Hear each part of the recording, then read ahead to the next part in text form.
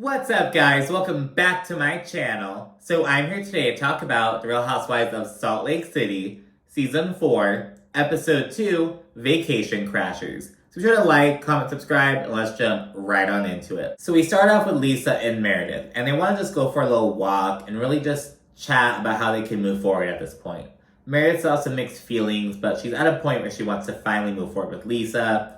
They acknowledge that they've been through a lot of shit together, and, of course, Lisa also fills Meredith in on Jack's post-high school plans, and they agree that, they want to just try to get back to a good space, don't want to dwell in this darkness, and they hope for the best and hug it out. It was a quick moment between them. Then we meet up with Heather and Whitney, all the old friends kind of meeting up. They link up for a one-on-one at the hot springs. Whitney says it's like relearning how to ride a bike. She's like, I'm still trying to work on it with Heather. They discuss Heather's new beginnings party, and Whitney asks Heather why she didn't invite Angie K. And Heather says they've just never been close, despite going way back. She mentions how they met back in fucking 10th grade. Angie later says that she was one of Heather's first friends when she moved to Utah from Colorado. It was like a big old deal, but they've never been close or anything. She mentions how, I thought she had naturally curly hair, but it turns out it was a perm. So, yeah, I don't trust her. It's that. Heather, she's kind of side-eyeing how Angie K dove into a friendship with Jen before now being cool with Lisa. And I'm like, well, Heather, you dove headfirst into a friendship with Jen, and dare I say that you went a lot harder for Jen than Angie K did.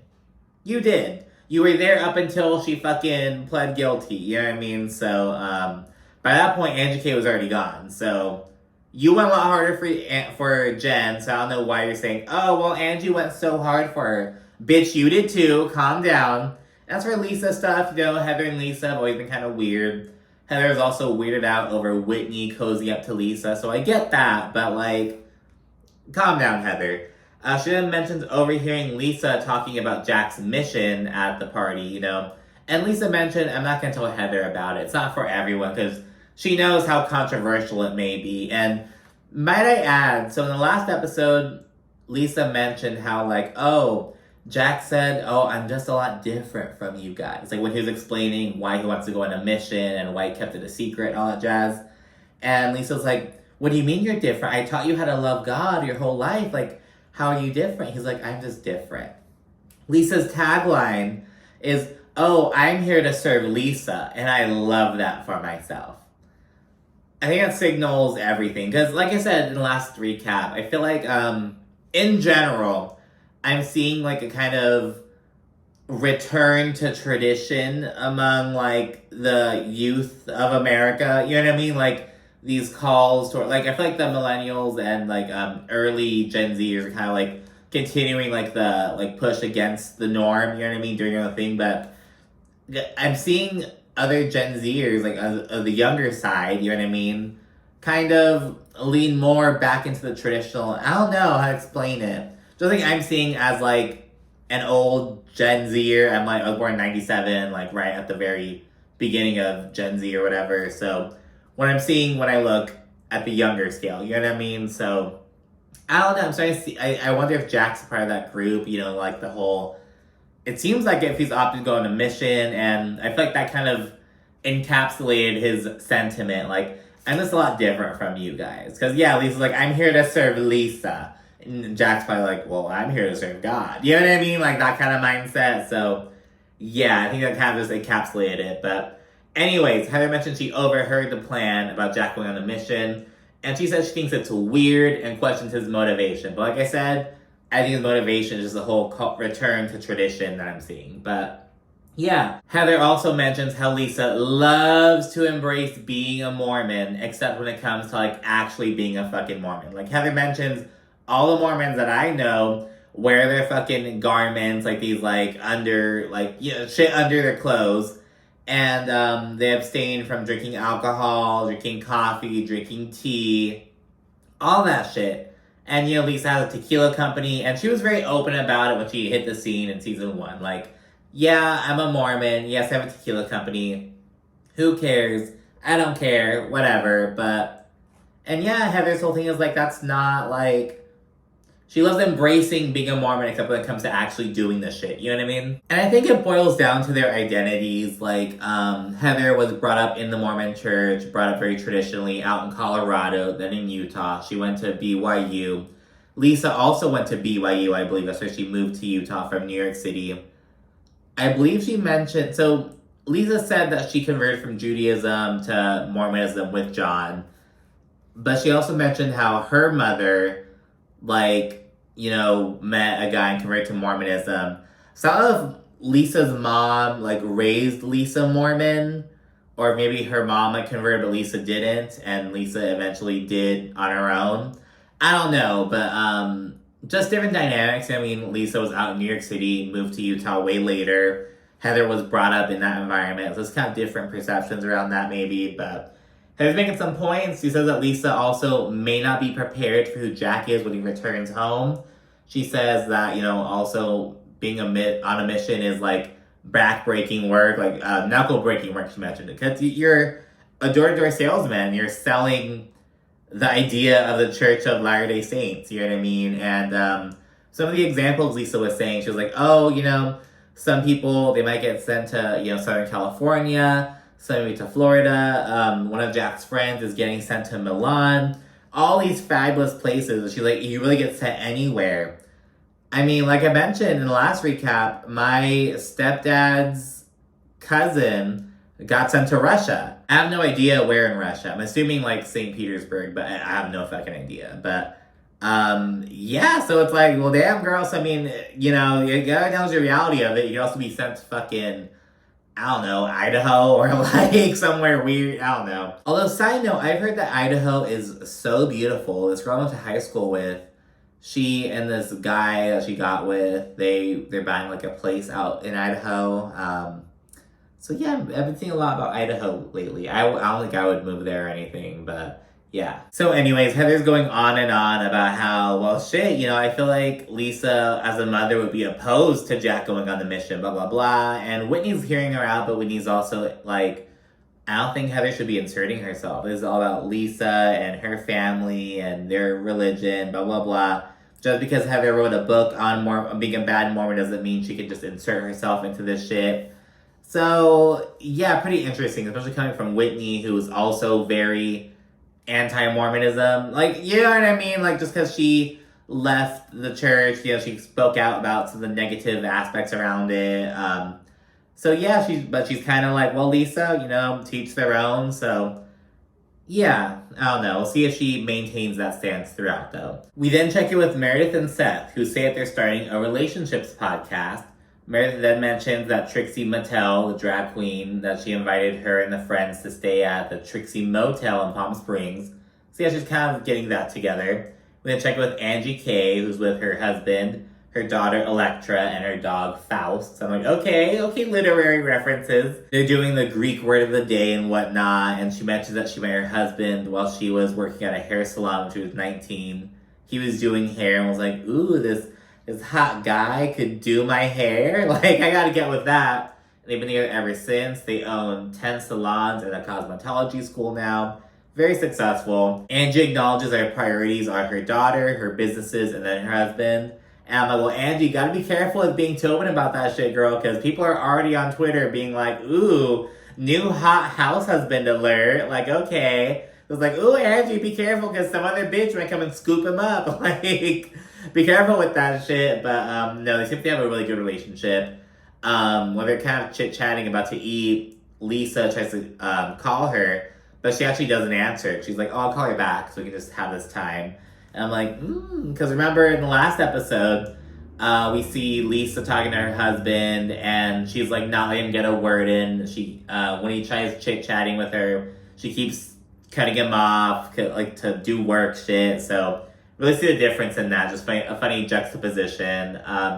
Angie tells Sean about things being odd between her and Heather since last season. Because remember, Heather is still upset with Angie because of her whole like, oh, she and Jen are probably doing Barbie scissor kicks, and then Jen kicked her ass. Like, all that shit happened towards the end of the season.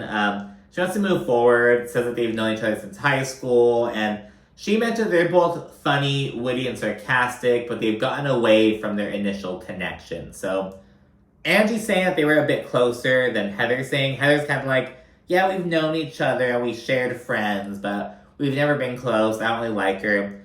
But Angie's saying, no, I was like her first friend when she moved here, blah, blah, blah. So I don't know. She was probably somewhere in the middle. But yeah, Angie then says she's hopeful they can reset and she wants it to be authentic, though. Because we know Heather, she's gonna fucking say, it's okay, but then switch up in a fucking second. We then meet up with Monica and her mother, and we get hella backstory. So Monica is half Colombian, half Portuguese. She's from Boston. She moved to Salt Lake City 10 years earlier. Her mother and grandmother followed suit shortly thereafter. And yeah, they live 3 minutes away. She mentions that her mother converted to Mormonism when Monica was 5 years old. And she talks about her Brea baby business, like little swaddles, blankets, crib sheets, shit like that. And she mentions how much her life changed after getting divorced. Because when she was married, she didn't have to do anything. They have to lift a finger. Her husband did everything. Because, they were traditional Mormons and shit. So it's like the husband provided for everything. Monica held it down at home. And the Brea baby business was kind of just a side thing, just for some extra money. But now it's like a lifeline. So she's really doing that. Monica then brings up the upcoming girls trip. And she mentions how she's a little nervous and out of her league. And she gets really emotional. And she acknowledges how, she's recently at a store and she bought a Louis Vuitton bag because she didn't want them to think that she was broke, basically. And she was like, I didn't want to show up with nothing. Like, I feel like I need to just kind of keep up. And she mentions how, I don't want them to make fun of me or laugh at me for having a smaller house and how I do my own packaging. And she gets really emotional and she gets so real. And it's like so impactful. Because I'll be honest, when you zoom in on Monica, she does have a smaller house compared to some of the other ladies. But it's her house. She owns it. You know what I mean? It's like Meredith is bouncing around from rental to rental. And they're fabulous rentals, but it's Monica's house, and she lives 3 minutes away from her mother and grandmother. That's something that you can't buy. You know what I mean? Some of these other girls, they have fabulous houses. Heather, she has this amazing, fabulous house with all these extra rooms and shit, but most of her family doesn't fuck with her. You know what I mean? You have things that you can't buy with money. You know what I mean? And she gets really emotional, and she opens up. Her mother and her oldest daughter, she's 17 years old, they're comforting her and be like, oh, well, it makes sense. It makes sense to feel like that. It makes, but you shouldn't have to feel that way. You have other great qualities. Really comfort her. And before the scene ends, we also learn a bit more backstory. Monica hasn't had a relationship with her dad at all. He walked out when she was 4 years old. She has no idea what he looks like. She has no idea if he's alive or dead, nothing. She mentions all she knows is that her dad was gay and had a boyfriend and moved down to Florida once he left, and they never talked again or anything. So, yeah, she mentions that, and it sounds like it's similar to, God, who was it? I think it was Lisa's mother. So, I think they both converted to Mormonism after they, got left. After they became single mothers, I think they, converted to Mormonism.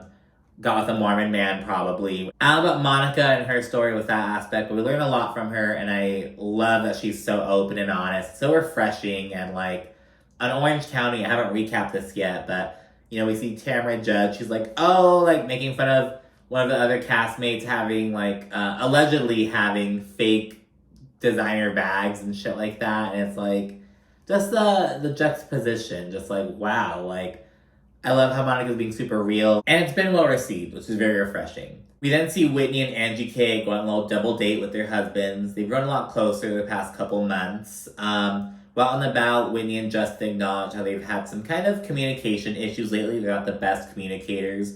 We know from the trailer that they wind up having some marital issues later on, so we'll see how that kind of plays out. Angie then mentions how, her and her husband still sleep with their daughter, Angie sleeps in between them in this big old major California king bed. And Whitney's how do they have sex? Where? When do they have sex? Girl, they probably fucking get it in while their daughter's off at fucking school during the daytime. You know what I mean? But yeah, they bring that up. Then they also mentioned the snowball fight that they had after Heather's event. And they talk about how Heather was like, oh, I'm so ready to move forward, but Angie's like, she didn't invite me though, so I'm kind of weirded out by that.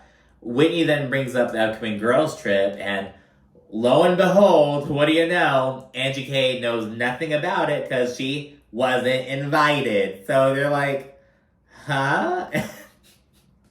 Poor Angie, because allegedly she filmed back in season 1. Like, she was, like, considered at the very beginning, but she wasn't brought in. Then in season 3, she, like, was finally brought on the show as a friend of because she hosted that fucking birthday party for Jen's husband. And now in season 4, she's full-time. And I'm pretty sure it's only because she's bringing Monica. Without Angie K, we don't have Monica. And the girls love Monica, honey. But yeah, so, Angie K, poor girl. So yeah, she's like super confused about why Meredith wouldn't invite her. She brings up how, she and her man sent people to do hair at her fashion show, and it resulted in one of their locations losing a third of its revenue for that day. So she's like, I'm just confused about how, we're going to help her out like that, but she's going to try to ice me out now. And she feels like Meredith and Heather are doing exactly that. So they're teaming up to ice her out.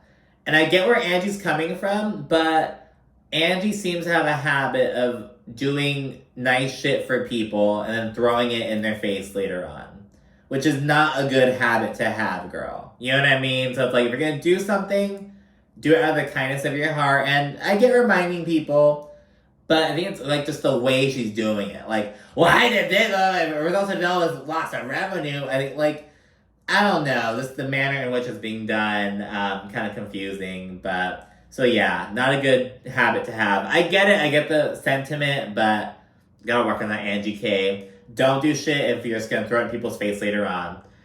Whitney then notes being super confused because the whole point of Meredith's trip is to, like, team build and, reconnect and shit, but she's not inviting people. And now, I didn't know that was the point of Meredith's trip, to be honest, but I guess that is. Meredith later confirms. So yeah, it's very similar to the healing trip that Sheree did in fucking Atlanta, it seems, but so yeah, similar kind of vibe. And at that point, Whitney officially invites Angie K to Palm Springs. She's like, I'm not gonna let them ice you out, girl. You're coming.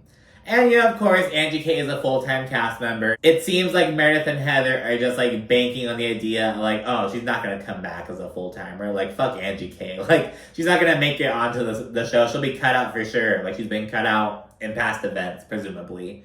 So yeah. We then see Heather and Monica. They're out shopping ahead of the Palm Springs trip. Heather invited her out because she just wants to get to know her a bit better and whatnot. And I'm like, damn, Heather, Monica just said that she, like, feels pressure to keep up. Now you're inviting her to go shopping. But yeah, she comes through. Monica shares how she knows Lisa and Angie K. She knows them through Jen Shaw. So Heather is, like, kind of wary a little bit, but she's, like, not wanting to, like, hold Monica guilty by association. You know what I mean? So she's giving her a chance, but she's like, ooh, like, you're cool with Angie K and Lisa and Jen Shaw? Like, like, so, bit wary, but Heather's giving her a chance. Heather kind of goes in about Angie K's character, just like, yeah, I don't like her. I think she's a liar and she's malicious, blah, blah, blah. In a confessional, again, she mentions she's concerned about the situation, but again, giving benefit of the doubt. Heather also is like, oh, I hope she's not going to Palm Springs. Meredith says she isn't inviting her, and I'm so glad. I hope she doesn't show up. Well, girl, I in for a big surprise. And yeah, Monica then goes on to kind of talk about how she's kind of Mormon. She's like, I kind of grew up Mormon, and I'm kind of raising my daughters Mormon, but kind of not. So Heather's like, what? Kind of Mormon? Is there such a thing? So yeah, Monica goes into detail and mentions that she was excommunicated for fucking her sister-in-law's husband for 18 months. She wasn't caught or anything. She just came out with it. She felt guilty, and she was excommunicated. The dude, nothing happened to him or anything. And remember, Monica and her husband, they got divorced, then they got remarried, and now they're getting divorced again. So there's that. And speaking of Monica, I think people have been making comparisons to, like, some older hit housewives. Like, they're like, she kind of reminds me of, like, Brandy Gland when she first hit the scene. Like this, feisty single mother just kind of doing her own thing and, stirring the pot when she can. They also mentioned Lori from Orange County from way back in the day. So yeah, I talked about that. They kind of just really connect about how, the church does women dirty essentially and how they both were ostracized over their marriages ending. Now, their marriages ended for very different reasons. Like, Heather didn't cheat on her man or anything like that, but they suffered the same fate for going against the... Oh, what was that? They suffered the same fate for going against the church's, rules for women, essentially. So yeah, then we see the women packing and whatnot. Meredith, as she's packing her two of her kids, Brooks and Chloe. She has another son, but he's, never on camera. They're just with her. Brooks is like, you should wear a wetsuit. That would be, a moment. And I'm like, oh no, Heather Dubrow already did that on Orange County. It hadn't aired yet. I'm like, she already did that. Meredith then I don't have a wetsuit. And Brooks, can't you find one in Palm Springs? Don't people surf there? Mind you, Palm Springs is in the fucking desert. I'm like, Brooks, shut the fuck up. And they all talk the same. Meredith, her daughter, and Brooks, they all sound like, is that same, droning, low, deadpan ass. All sound the same. We then see Mary calling the Trixie Motel ahead of time, asking if they have 2003 Dom Perignon, and they're like, oh, no. And she's like, what? And people clarified, it's because there was a heat wave in 2003. All these people died, and it made the best grapes of all time. And that's why she's asking for 2003. So a funny little moment. We then see that Lisa says that she's upset over Angie K not being invited, but she says this trip will be very telling about who's willing to move forward and who's not. And yeah, because Heather had her new beginnings thing. She didn't invite Angie K and was like, oh, she's here. Still not cool with her even after the thing. Meredith having this reconnecting thing, also not inviting Angie K. So yeah, I agree with Lisa. It's very telling. It's like Sheree hosting that fucking, this peace reconnecting trip, but not really being about it. All that bullshit. Then head to the airport. Monica's there with her new Louis, and she's like, oh, I'm so nervous about flying. Heather makes a comment like, oh, don't you have Xanax? Just kind of joking. And Monica's like, oh, Zanny's in the Louis. Zanny's in the Louis. But no one gives a fuck. No one cares. Oh my god. It was funny, to be honest. We learned that Whitney opted to take a different flight, which Meredith thinks is weird. Give me flashbacks to fucking Real Housewives of New York City. We then flash to Whitney and Angie K already pulling up to the Trixie Motel. Because everyone thinks, oh yeah, Whitney's probably just going to show up a bit later. But no, she's already there with Angie K marking her territory, as Whitney says. We then flash to the other ladies and learn that Lisa lost her ring in the Palm Springs airport bathroom. It was worth $60,000 allegedly, which Mary Cosby vocally doubts. And so, yeah, ladies helped out with searching for it. Mary says that Lisa's gonna have to let it go at some point when they're in the car.